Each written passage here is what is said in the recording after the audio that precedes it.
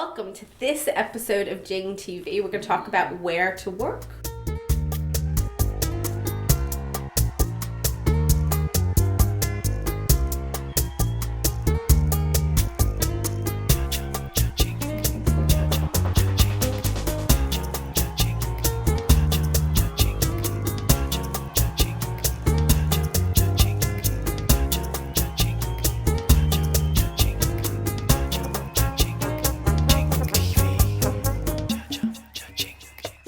Welcome to this episode of Jing TV. We're going to talk about where to work in your practice. I'm Megan. I'm Rachel. Hello. And we have lots to say about this because I think we have worked in many places being indeed, a massage therapist. all over our career.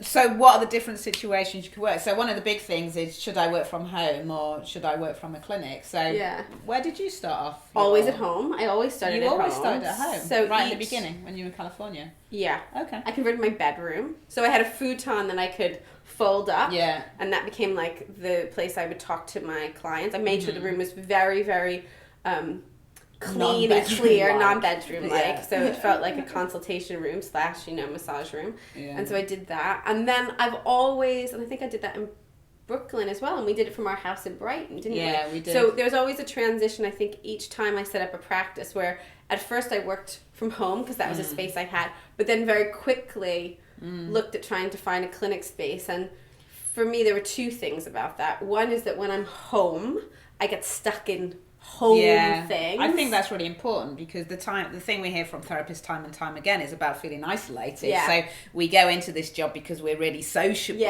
and then actually we're in a room by ourselves in silence for like a large majority of our week, and that's really weird, isn't it? And you're literally, as you say, not getting out of the house.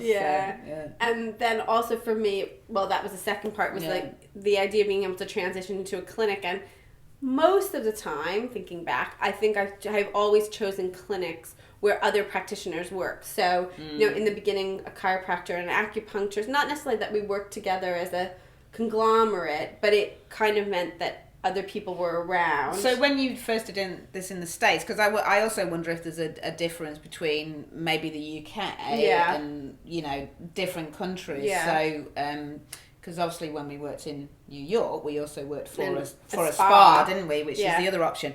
But when you worked in California, were you renting space in that? But okay. Yeah. And what were you paying then in proportion to what you were charging? Because I know that's often an issue for people. They don't want to pay out for space. I think I paid more there than I just sort of did in the UK. Yeah. I think I paid full day rates. I don't know, $120 a day kind of thing. Yeah.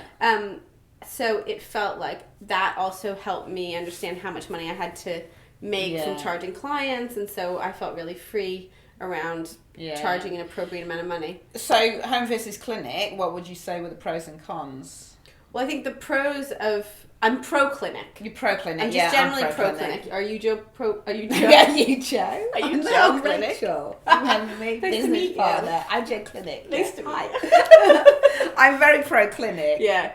Because when I work at home, you have to tidy the house all the time. But that was also a pro, because if clients were coming to the house, and then I really had to clean. And although I'm a bit of a shover, under the couch and stuff, at least there was like a day of cleaning. Right? It's like I've got 7 clients on Thursday, so Wednesday night it made me clean. So anyway, it's a pro and a con.